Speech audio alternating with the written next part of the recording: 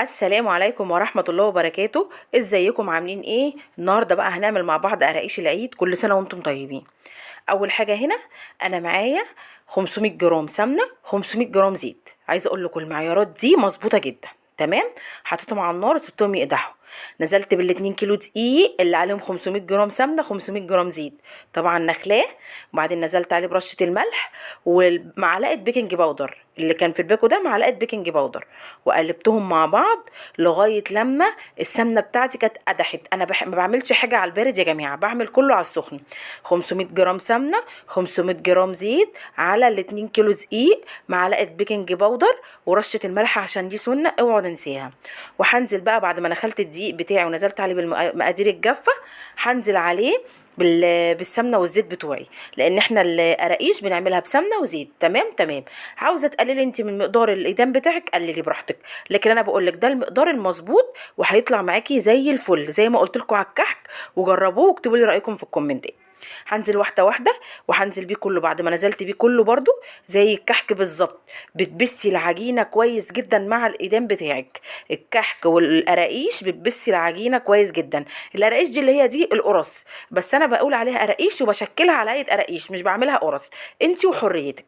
بعد ما انا بسيت العجين كويس مع الايدام، هجيب بقى ال2 كيلو اخده معايا.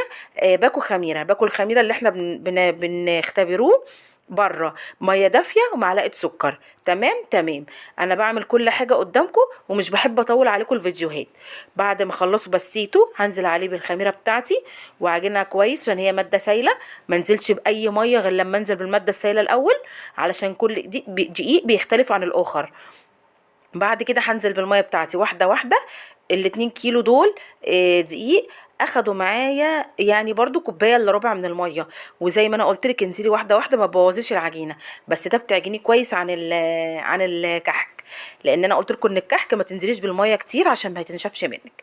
هفضل اعجن فيها كده وبرضو هختبرها ان انا برضو ايه زي ما انتوا عارفين، زي ما قلت لكم انتوا بقى تختبروها. تكوروا واحده كده لقيتوها بتشقق من الجناب يبقى هي محتاجه ميه، ما بتشققش يبقى تسيبيها ترتاح وتتوكلي على الله. تبداي ان انت تشتغلي حاجتك وتسمي الله زي ما قلت لكم، كل حاجه بتذكروا فيها اسم الله بتطلع زي الفل وزي العسل.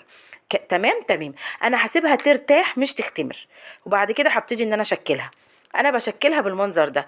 انت عايزه تعمليها على هيئه قرص تمام، مش عايزه التشكيل دي حاجه في ايديكي، لكن انا المقادير والعجنه دي حاجه لازم تبقى موحده مع بعض. يبقى انا اهو زي ما انتم شايفين بعملها كده زي ما انتم شايفين رول، وابتدي ان انا ابططها واسويها من الحروف واقطعها قراقيش. علشان ايه؟ لو عندك اطفال ياخدوا واحده كده بدل ما ياخدوا القرصايه ويكسروها ويفرفتوا الدنيا، لا. وعلى ايه انت بتعملي كده احسن لك كده، وياخدوها مع الشاي بلبن او من اللبن بتاعهم كده احسن لك بدل ما يكسروا ويفرفتوا لنا الدنيا. بصوا، هسيبها يا جماعه ترتاح، انا مش هخليها تختمر، لان هي مع الخميره هتعلى في الفرن. لو سبتي تختمر في البلاستيكه بعدين تختمر في الصاجات في الفرن هتبقى مش حلوه خالص خالص خالص. تمام. انا هنا كنت خلصت ايه الصاج بتاعي. طبعا شكلت كل العجينه بتاعتي بنفس الطريقه. هسيبها ترتاح 5 دقايق في الصاجات وبعدين هدخلها الفرن زي ما انتم شايفين.